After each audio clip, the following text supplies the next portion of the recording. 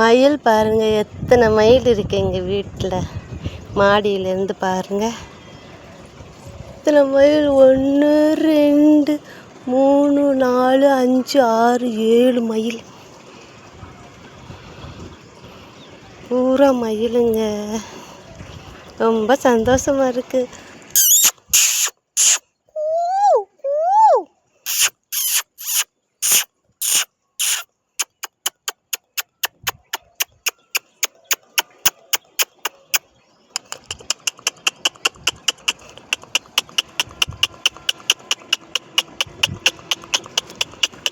கூட்டமாக போகுது பார்த்தீங்களா?